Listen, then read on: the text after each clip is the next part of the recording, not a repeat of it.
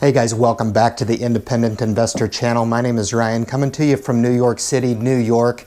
I've been reviewing a ton of commentary online, and there's probably one particular theme that's coming up more often than not. So I just decided to go ahead and throw down a quick video for you guys on Robinhood broken down. Now keep in mind, guys, this is an application that I personally do not use, but I know there's a ton of people out there using Robinhood and Stash. I'm going to focus really on the platforms specifically in response to one of the questions that I got in one of my commentaries. And this individual asked me to do a video specific to the tax implication within this, guys. And there's really no more important theme when you're talking about getting involved in investing. At the same token, taxes are one of those things that are all too often overlooked when you're starting to get involved. And unfortunately, with this particular app, Robinhood, it's as quick as downloading it, onto your smartphone, and you've got direct access to the market. All right, guys? So I thought it prudent to put this out there really in response to one of my followers, now one of my subscribers, who hit me up with this and asked me to go ahead and throw down and kind of explain, the tax implication in this, because the real draw with Robinhood is that there are no trading fees, okay? You can buy, 10 shares of Apple stock, and that particular transaction is going to cost you nothing, okay? So you're funding the account, but you're saving, the traditional trading fee, which can range from, I've seen them as low as $3.95, all the way up to $9.95, depending on what platform you choose. And I think a lot of people are really, really excited about getting that direct access. And you focus on saving that trading fee initially, and that gets you that direct exposure. Okay, guys? And I wanted to put out a quick video and just kind of talk to you guys. A lot of people who have tuned into my videos and have watched the videos that I've put online, I talk all the time about, I've been doing this a long time, 25 years I've been investing. And I've went through a lot of trial and tribulation, okay? One particular trading hiccup that I had was when I very first started, and I started with a Scottrade account. And I started that account, and one of the worst things that can ever happen to a new investor is that you make money right away, okay? You make money, and you're thinking to myself, what's wrong with that, Ryan? Here's what's wrong with it. I was ill prepared, right, when I made those initial investments within that account, to understand the tax implication within that account. And here's what ended up happening. I ended up starting the account with $3,000, okay? And I ended up making a quick $1,500, all right? Made some really good investments, some really good stocks I bought. They went up in value. I'm up $1,500. I'm young, I don't have a job, right? And I'm gonna start day trading, and I'm gonna basically day trade for the rest of my life to support myself, okay? Now, if any of this sounds familiar to you guys that are starting a Robinhood account and just thinking that you're gonna quit your day job, you really need to pay attention to this, and you need to pay attention closely, okay? Basically, I made those dollars within, a couple months of investing, all right? And I ended up getting overzealous. And what ended up happening is I ended up entering into a lot of trading positions, okay? I entered into a lot of trading positions in and out of stock over the course of that very first year, okay? Had really no idea what I was doing, had no idea of the trading implication.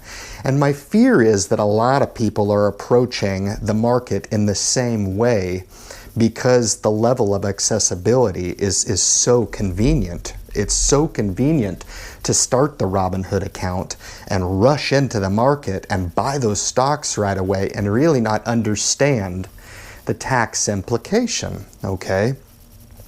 What ended up happening in my particular case is I ended up making a ton of trades, okay?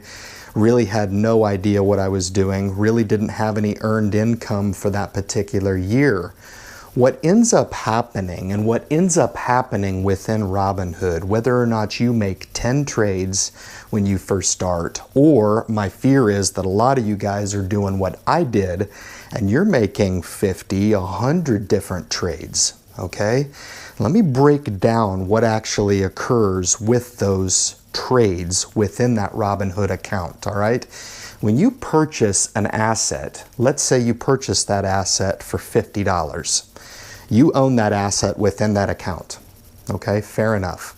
You can own that account for the short term, anything less than a year, or you can own it for the long term. That's an asset that's held greater than a year, okay? But let's just say that you invest and you put $50 into that one share of stock. Now this is one trade, mind you, all right? You invest the $50 into that. Let's say 4 months down the line, you decide to sell that stock and you've made $50. You sell it for $100, okay? It's not this particular transaction where you bought the stock that it's going to get reported to the IRS, all right? What Robinhood and any other brokerage house out there, E-Trade, Scottrade, TradeStation, any of them that are going to do is they're going to report this sale of this asset, okay? Now, this is just one particular situation. So for you guys that are using Robinhood for long-term trades or long-term investments, you guys are good. All right. My fear is a lot of folks are doing what I did, and you're trading in and out of positions. You trade into a stock and it goes up 4 or 5 or 6 or 10 or 20%, and you want to trade out of that position and you want to lock in those gains. Okay. You do that multiple times over. Okay. Then this scenario right here basically compounds itself. All right. Now the sale of this stock is what gets reported to the IRS by your brokerage house, times however many times you've traded within that account during that particular tax year, all right? Here's where it gets interesting, all right? This is being reported with your name on the top of that reporting form to the IRS, okay? It's your job to go in there and set this floor at $50, okay? If you fail to set this floor in on this trade, guess what? The IRS is going to actually default back to $0, okay? And what's going to happen here is this particular transaction, instead of showing a gain of $50 because you've properly set this floor in on this trade of $50 to $100, it's going to actually default back to 0, and it's going to show the IRS that you've actually made $100 in profits, okay? Now, for those of you who don't believe me, or you're thinking that I'm crazy, this is the exact situation that happened to me, okay? I was trading in and out of stock, okay?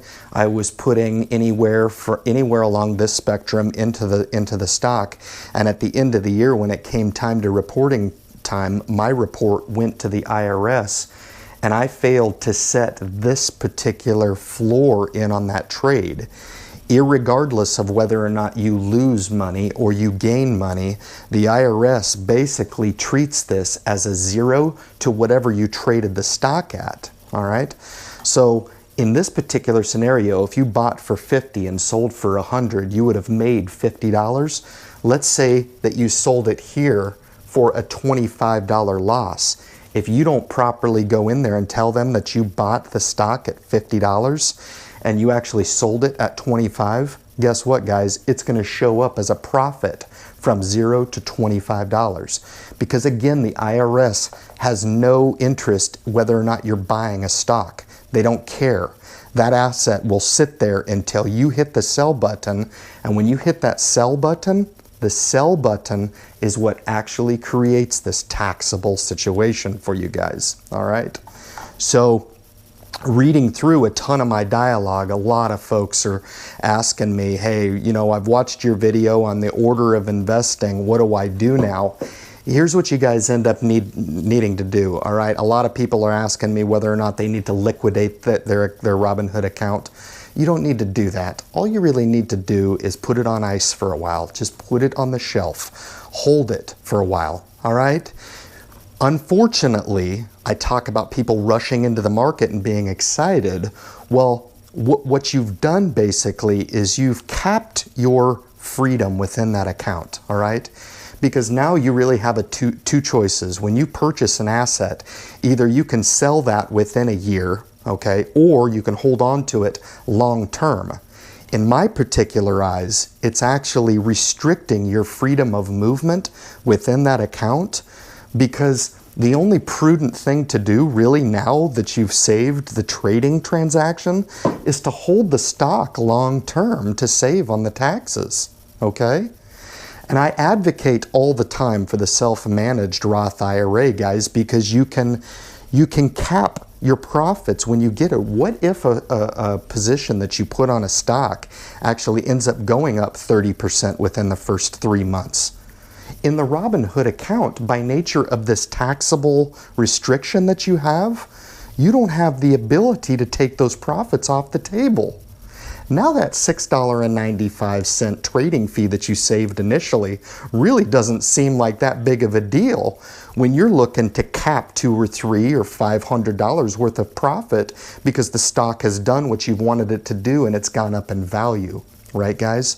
So if you end up making that short-term money and you wanted to actually get out of the stock, wouldn't it be better to actually do that within your Roth IRA account where you're tax protected on the gains? It doesn't matter if you enter into a trade and it goes up 30% in one day.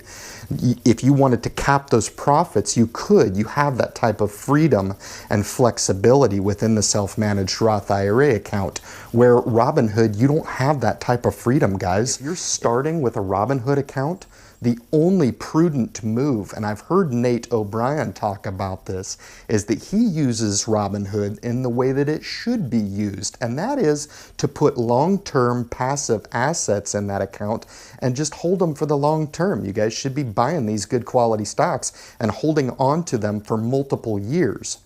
My fear is that a lot of beginning investors do not have that type of discipline to put those stocks away into a Robinhood account. When that stock kind of goes up 10, 15, 20, 25%, the temptation to sell sometimes can really take over. And what ended up happening to me when I was really ill-informed and really not qualified to enter into the market in the correct manner, I was trading in and out of positions really with no acknowledgement at all of the tax restrictions and the impact of short and long term, and especially short term trades within a brokerage account that doesn't have that umbrella of protection within it, guys. All right, so a lot of people are asking me, what do I do with this account, Ryan? You don't need to do anything. Go ahead and put those, if you've got good quality assets in that account, go ahead and shelf it. Go ahead and put it on ice for a while and refocus and recalibrate your efforts to get into your self-managed Roth IRA account. Build that account up and get those tax-deferred dollars growing, and then you can come back to your Robinhood account at a later time, guys. It's not going anywhere, okay? And that's going to allow you to those assets to get into the long-term capital gains category if in fact you've held those assets for less than a year. Guys, thank you so much for tuning in. I can't welcome the new subscribers enough. I can appreciate all the commentary. I'm having a great time getting on there and talking to you guys. As you can see, I respond in great detail to you guys.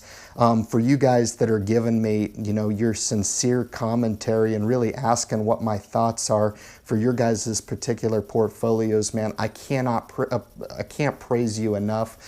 For the few folks that have actually got back to me, I've only been doing YouTube a couple months, and I've got a couple folks out there that are excited, a few folks that have never even heard of a Roth IRA, they've actually told me that they've started those accounts and they've started to fund those accounts, guys.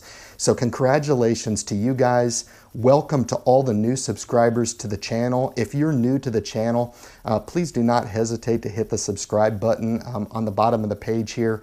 Hit the thumbs up button. You guys need to share this information. If you guys know folks out there, if you have friends, if you have family that are looking to start a Robinhood account, turn them on to this information, guys, because a 10 or 15 minute video, to give you guys some financial education really is in your best interest. Again, leave that commentary. Thank you so much for your time, guys, and good luck in your investment future.